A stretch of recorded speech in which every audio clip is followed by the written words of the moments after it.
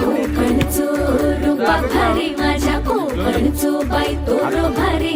दिसते भारी गणपतीची स्वारी अनाला धादिस मामाच्या घरी मालवण चिपळूण सावंतवाडी माझ्या कोकण गावांचो